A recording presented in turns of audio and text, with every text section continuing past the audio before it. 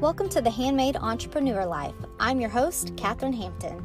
Together we are journeying through life as handmade entrepreneurs.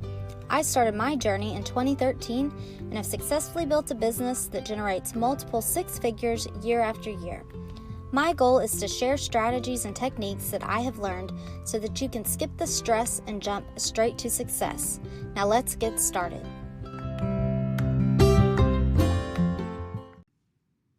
Hello.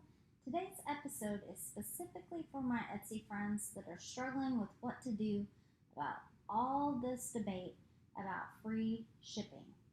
So even if you don't sell on Etsy, but you're debating about whether to offer free shipping, I do still have some helpful information about consumer psychology that should help you to make a decision. But this is geared towards people, helping them to make a decision given all of the back and forth that's going on the forums. And let me first start by saying that I do understand that shipping isn't free. I do believe that the majority of customers are reasonable and they understand that they're paying for shipping somewhere, that they don't think that there's just some magical free shipping button that it's being covered by you and you're losing money running your business. But there is a real allure to free shipping. Just seeing that word free entices the customer to buy. And this is something we need to keep in mind when we're making the decision to implement a free shipping strategy. But before we dive into the psychology and the working of free shipping, I want you to completely forget about Etsy for a minute. Because honestly, Etsy doesn't really care about your business, or my business for that matter. And I know that people get offended by that when I say it, but it's really nothing personal. Etsy's focused on their business, just like you're focused on your business, and no one cares about your business as much as you do. So before you make any decisions about free shipping, still charging for shipping, or any business decision for that matter, you have to stop and think about what's best for you and your customers. So let's get to the psychology behind why free shipping converts online browsers to buyers. Free shipping taps into the consumer's psychological desire to receive something for nothing. Sometimes, not every time. And to understand if free shipping is going to convert the customer, it's important to understand the traditional customer buy cycle. So where the customer falls in the buy cycle determines if the customer is going to view free shipping as a valuable offer. Now there's 5 main steps to the customer buy cycle. The first step is awareness.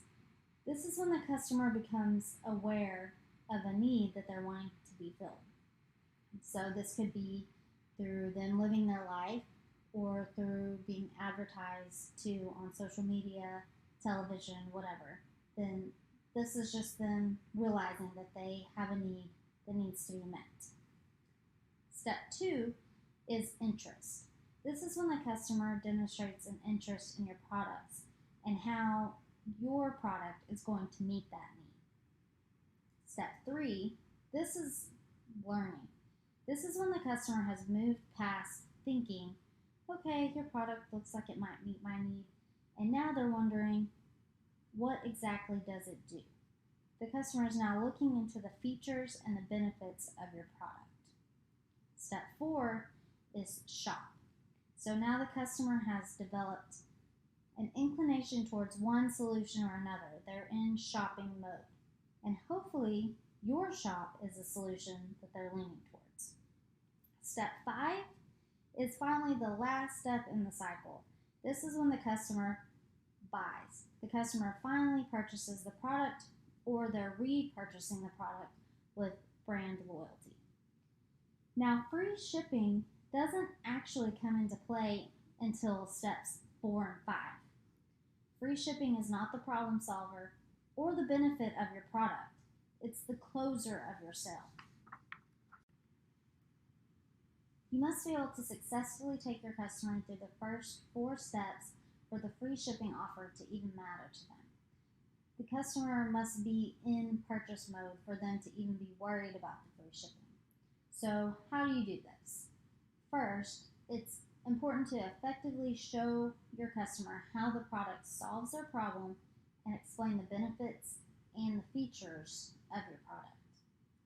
Because you're likely selling online, the way that you're going to do this is through good copy and pictures. This is going to offer your customer a clear understanding of the product that you offer.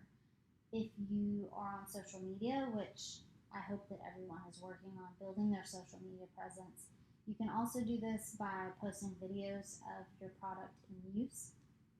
By building awareness of the benefits and features of your product, free shipping is just the cherry on top. It's the sale closer.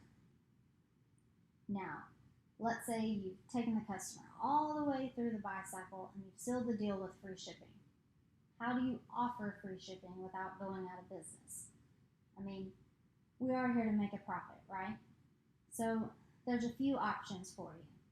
The first one is to just set a minimum purchase for free shipping. This is the method that I prefer for people just to kind of get their feet wet and figure out what's going to work for their shop, because it can also serve to increase your average order volume. I mean, have you ever spent an additional $15 to save $7 just so you didn't have to pay shipping? I know I have. I'm definitely guilty with this with places like Ulta or Sephora. So use this strategy to your advantage by setting an order minimum such as $50 for free shipping. Just choose something that makes sense for your target market. So say that your average order volume is usually $20, set it to $25 to encourage your customers to order just a little bit more and to cover that additional shipping that you're going to be paying from that order. Now, the second way that you could do that is to choose specific items only. If you don't want to offer site-wide free shipping, you can select specific items that will work for you. For my shop, I've done a split of the two. For my higher priced and heavier items, I've changed them to free shipping across the board. For the less expensive and lighter items, I've changed them to a minimum purchase for free shipping. And this has taken a bit of testing and tweaking over the past 6 months or so, but I think I've finally found a good solution that works for my customers. My Etsy stats are also showing my sales to be up about 70% from last year.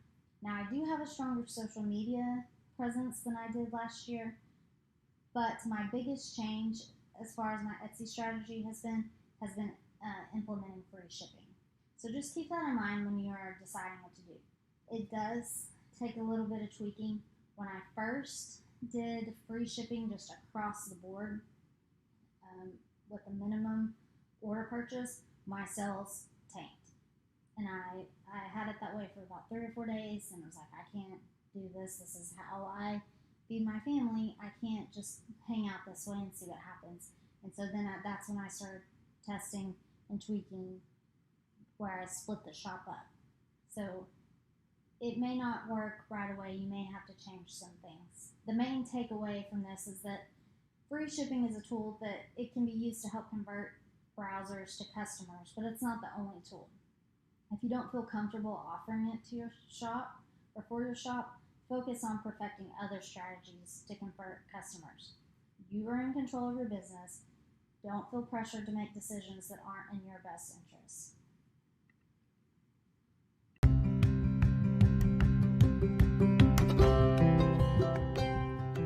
For an in-depth training on how to 10 up your competition and provide value for your customers, check out CupcakeInsider.com.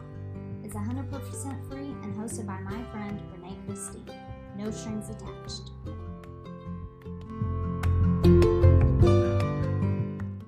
The podcast you just heard was made using Anchor. Ever thought about making your own podcast? Anchor makes it really easy for anyone to get started. It's a one-stop shop for recording, hosting, and distributing podcasts.